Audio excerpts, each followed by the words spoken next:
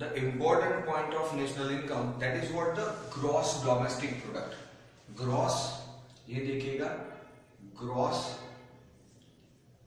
domestic product. अब यहाँ पे डोमेस्टिक वर्ड के ऊपर फोकस जाता है.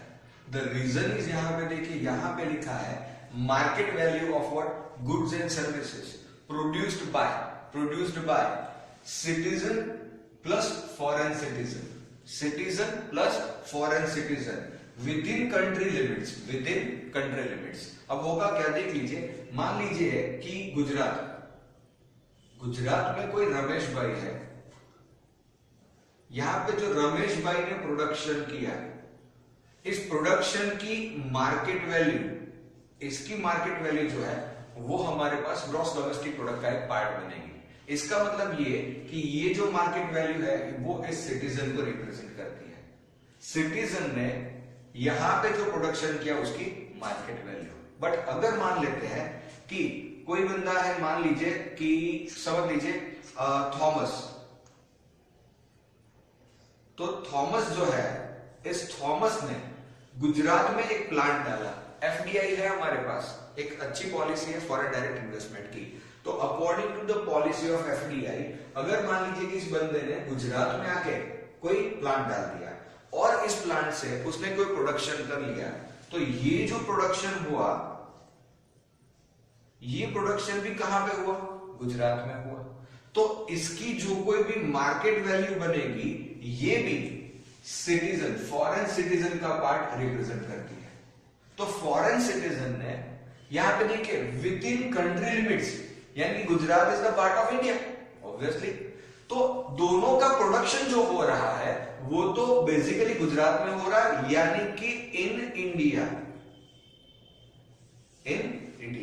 तो जब भी हमने इंडियन टेरिटरी को, इंडियन बाउंड्री को फोकस करके प्रोडक्शन का डेटा निकाला और उसकी मार्केट वैल्यू हमने कंप्यूट करी, तो वो बनेगा gross domestic product. Gross domestic product, I repeat, जब भी हम डोमेस्टिक प्रोडक्ट की बात करेंगे तो वहां पे market value of domestically produced goods की बात करनी है.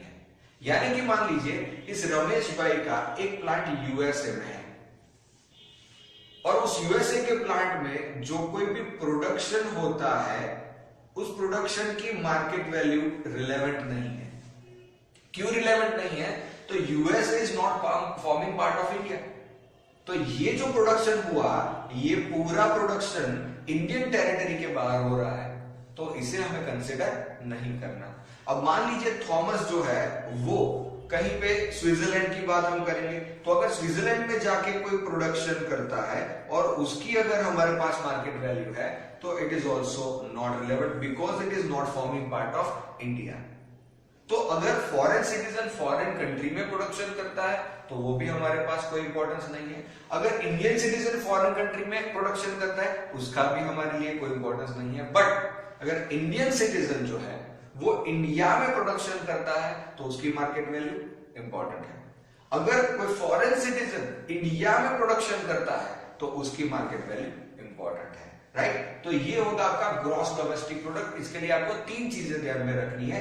फाइनल प्रोडक्ट्स और the goods produced with in the countries limit. देखिए, यानी कि इंडिया की जो टेरिटोरियल बाउंड्री है उसी के अंदर आपको प्रोडक्शन करना है. उसके बाहर कोई भी प्रोडक्शन होगा, वेदर इट इज गुड्स और service, it is immaterial. Next, related to boundary of the country.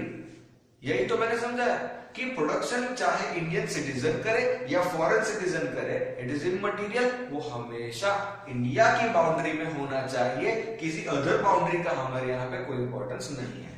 और यहां पे लिखा है कि फॉर इकोनॉमिकल कंपैरिजन, यानी कि जब कंट्रीज की इकोनॉमिकल पोजीशन की कंपैरिजन की बात आती है तो हमेशा उनके ग्रोथ को मेजर करने के लिए कंपैरेटिवली हमें जीडीपी का कंसेप्ट, वर्ल्ड वाइड हम जीडीपी का कंसेप्ट यूज करते हैं. Right? So this is all about the concept of gross domestic product. Normally friends होता क्या है, द नेक्स्ट टॉपिक जीडीपी के बाद में आएगा एनडीपी. अब एनडीपी में होना क्या है, एक ही चीज है, जीडीपी तो हमने काउंट कर लिया. अब जीडीपी के बाद अगर एनडीपी पे जाना है तो आपको सिर्फ डेप्रिसिएशन का डिडक्शन देना है. डेप्रिसिएशन क्या चीज है वो तो आपका अकाउंट में सीख के अच्छा है. पार्ट 2 में है, आप देख लेना। डेप्रिसिएशन क्या होता है कि अगर जो कोई भी गुड्स है, देख लीजिए, जो कोई भी गुड्स है, but goods of what, capital nature, capital nature, in capital nature के गुड्स यानी कि प्लांट हो, मशीनरी हो, वगैरह हो, तो इन सारी चीजों का जब हम यूज करते हैं तो वो बेसिकली कॉस्ट के अंदर आती नहीं है, ये फिनोमिनन है। तो कॉस्ट के अंदर अगर उन्हें हमें कवर करना है तो इनकी जो वैल्यू डिक्रीज होती है, कैसे, तो बाय यूज। अगर इनको यूज किया तो धीरे धीरे करके इनकी वैल्यू यानी कि इनका कोई भी हमारा इकोनॉमिकल बेनिफिट नहीं रहता, खत्म हो जाती है, स्क्रैप में चली जाती है। या तो फिर मान लीजिए कोई टेक्नोलॉजिकल चेंज आया, तो टेक्नोलॉजिकल चेंज की वजह से भी हमारी जो पुरानी मशीनरी थी वो बेकार हो जाती है। तो इसके कारण इन फैक्टर्स के कॉस्ट को हमें कंसीडर करना है प्रोडक्शन के लिए।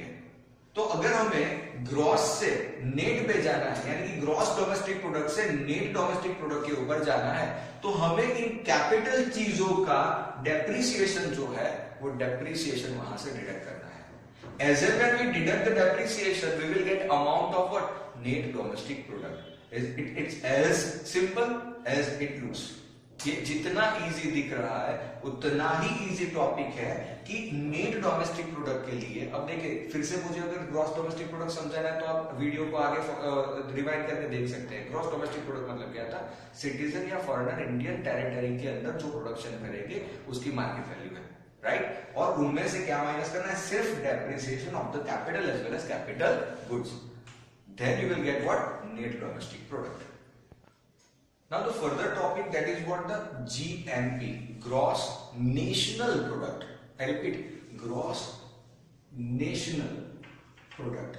अब नेशनल प्रोडक्ट की जब हम बात करेंगे तो नेशनल प्रोडक्ट में देखिए जीडीपी और जीएनपी, इन दोनों में एक बेसिक डिफरेंस है। यहाँ पे डोमेस्टिक प्रोडक्ट यानी कि ये जो है वो इंडियन टेरिटरी की बात करिए, यानी कि इंडिया की बाउंड्री के अंदर जो प्रोडक्शन हो रहा है उसकी बात करिए। डोमेस्टिक टेरिटरी मतलब वो प्रोडक्शन चाहे इंडिया का आदमी करे या कोई बाहर का आदमी करे, इट इज इमटेरियल। वो प्रोडक्शन सिर्फ कहां होना चाहिए, इंडिया की बाउंड्री के अंदर। That is what the concept of GDP, but it is not equal to GNP. याद रखिएगा, अगर हमने जीएनपी की बात करी तो एन स्टैंड्स फॉर नेशनल। इसका मतलब ये कि कोई भी इंडियन हो, इसने कोई भी प्रोडक्शन किया वेदर इट इज गुड्स और again service, but production in और आउटसाइड इंडिया, तो वो हमारा ग्रॉस नेशनल प्रोडक्ट है। समझ लीजिएगा, यहां पे एक फैक्टर कांस्टेंट है, ये जो बंदा है वो इंडियन सिटीजन होना चाहिए। इंडियन सिटीजन कहीं पे भी कोई भी चीज का प्रोडक्शन करे, सर्विस का प्रोडक्शन करे, उसकी वैल्यू हमें कंसीडर करनी है। यहां पे डोमेस्टिक की तरह पे जियोग्राफिकल बाउंड्री हमें कंसीडर नहीं करनी है। ओके, तो यहां पे मैंने दिखा है कि production of the goods and services of Indian citizen, और we can say by Indian citizen, हम यहां पे लिख सकते हैं by Indian citizen within the country और इन एनी अदर country. तो citizenship is the important thing. The geographical area is immaterial. India का बंदा होना चाहिए, प्रोडक्शन चाहे इंडिया में करे या फिर कहीं पे भी। एक सिंपल सा एग्जांपल लेते हैं, रमेश भाई। हमारे पास ये रमेश भाई बहुत फेमस आइटम है। अगर मान लीजिए रमेश भाई ने गुजरात में कोई प्रोडक्शन किया, तो रमेश भाई ने किया, रमेश भाई कौन है, इंडियन सिटीजन है, तो ये बनेगा ग्रॉस नेशनल प्रोडक्ट का कंपोनेंट बनेगा। अब मान लीजिए रमेश भाई यहां से गए यूएसए, और यूएसए में जाके अगर कोई प्रोडक्शन किया, तो वो भी किया किसने, रमेश भाई ने किया। रमेश भाई इंडियन सिटीजन अगर है तो ये प्रोडक्शन भी ग्रॉस नेशनल प्रोडक्ट का पार्ट बनेगा, right. So the place is immaterial, place of production और service is immaterial, but the person is material. अगर पर्सन इंडियन सिटीजन है तो वो ग्रॉस नेशनल प्रोडक्ट का पार्ट बनेगा। ओके, सो नाउ फ्रेंड्स, अब लास्ट टॉपिक ये जो बचता है, that is what the NNP. NNP और एनडीपी सेम पॉइंट है। देख लीजिए, दोनों में डेप्रिसिएशन का पॉइंट कवर होता है, इसमें भी डेप्रिसिएशन, इसमें भी डेप्रिसिएशन। अब जब हम एनडीपी की बात करते हैं तो जीडीपी के अंदर से आपने डेप्रिसिएशन निकाल दिया, एनडीपी मिल गया। उसी तरह से एनएनपी की अगर हम बात करेंगे तो जीएनपी में से डेप्रिसिएशन निकाल दो, मिल जाएगा। इसका मतलब ये होगा कि अगर मान लीजिए फिर से रमेश भाई, अगर ये रमेश भाई ने गुजरात में यानी कि इंडिया में जो प्रोडक्शन किया ये वैल्यू, और उन्होंने यूएसए यानी कि आउटसाइड इंडिया में जो प्रोडक्शन किया, इन दोनों को अगर हम मिला दें तो ये बनेगा क्या, ये बनेगा अपना एनएनपी। सही है, ये तो सिर्फ रमेश भाई की बात करिए। इन शॉर्ट क्या होना चाहिए, तो हमने बताया था इंडियन सिटीजन।